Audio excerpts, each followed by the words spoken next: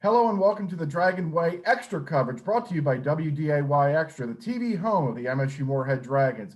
Let's welcome back our guests once again, Coach Dan Grandy and Zane Medhog, as well as the rest of the team, Wade Youngbloom and Abe Rorick. On episode 4 of the Dragon Way, we covered the 2015 opening day at Scheels Field matchup against Winona State. But before the game, there was a moment where the Dragons first set foot on the new turf.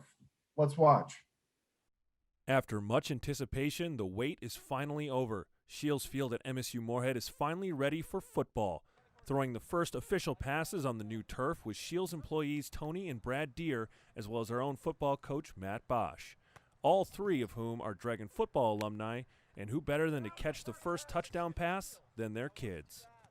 Nobody's going to be able to take that experience or that moment away. That was pretty cool, and like I said, maybe it'll be more cool in the future if he decides to have a chance to come play football here. We'll see.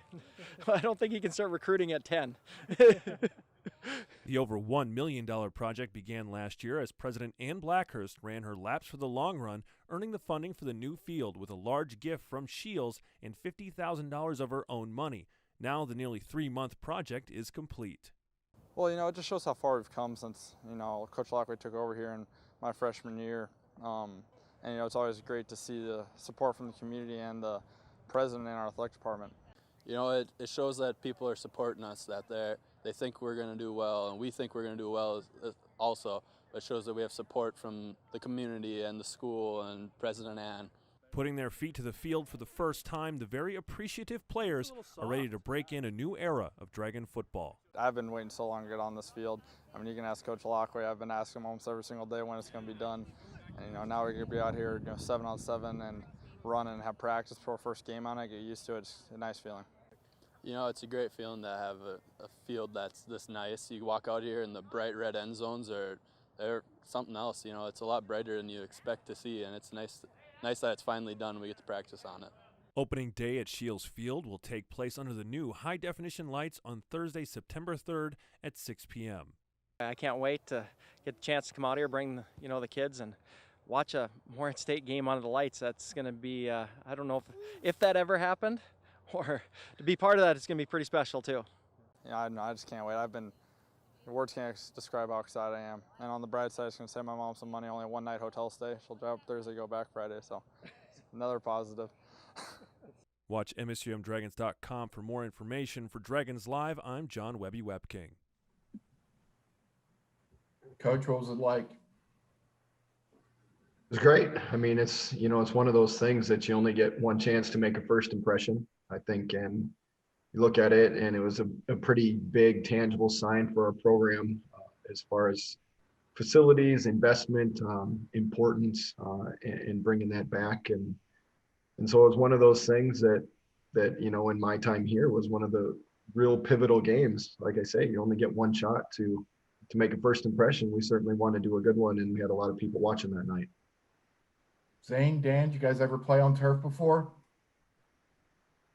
Yeah, I'd actually played in a couple of games on turf against Coach Lockway at Shanley, actually, in high school. And then obviously in college, we had played in a few. But having a home field that was turf, that was the first game for me. Dan? No, I had never played or seen or done anything like that before. I'm from the middle of nowhere, North Dakota, where the grass is frozen. But I guess that's about as close as I get to turf, or I had got to turf.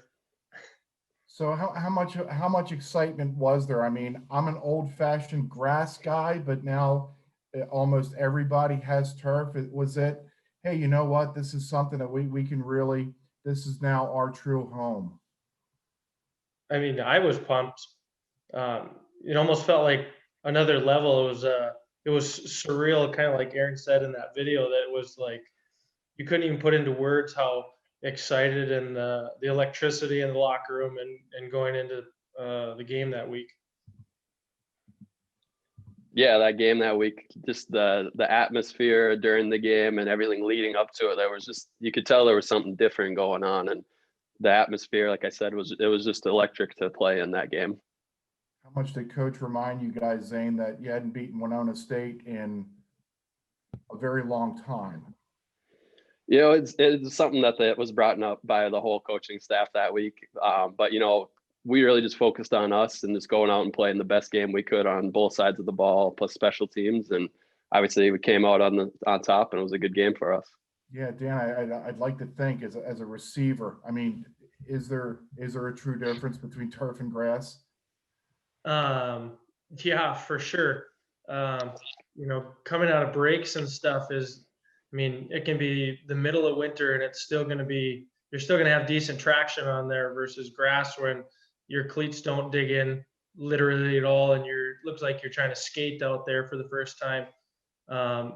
Turf is a game changer. Turf's a lot faster. Daniel was probably a 5'2" 40 when he was on the turf instead of 5'4" on the grass. So definitely helped. I was gonna say, Dan was blazing on no matter the surface. So yeah. I think the other thing that was really cool about that game too, his first game under lights, in I don't know, ever maybe at Nemzik, and that part of it is a really cool atmosphere, I think, for the student body as well. So that definitely added to the first opening in the turf too. Yeah, I remember a point at the start of the game. I'm not sure, it was in the first half sometime, I can't remember exactly, but I remember just kind of looking up into the stands and being like, holy cow, like I had never seen that many people at one of our games before, and they were already loud and electric and everybody was standing up, and I was like, this is going to be unreal. Coach, I think that's one of the reasons why this game's on the list that we're doing. And, I've been doing this for a long, long time, and the Dragons-Cobbers rivalry is gone, has been gone for a long time. And like Dan just said, that was the one game I remember out of every game probably that you've ever had in your 10 years where you look up and there was just electricity in the air. Most certainly. I mean, I think our guys fed off the crowd. I think obviously we were maybe nervous as the game started, as you can see, but we fed off it. I think the crowd fed off of us as we got playing better. And I think that was really kind of that first step to these are big games now. These are important. We're not just kind of here watching a team that is struggling to keep it close and maybe win a game. Like this is a legitimate program with legitimate games and big time players that are making plays. And you saw kind of the beginning of that for a lot of those guys, some young guys in that group that Damon Gibson gets his first touchdown of his career in that game. He's certainly a name that and you just go through that. And I think that was kind of the springboard for all the games that kind of happened from there. All right, pretty cool stuff. Thanks, guys. Thank you for watching the Dragon White Extra. Be sure to watch the full episode and more at msumdragons.com/thedragonway.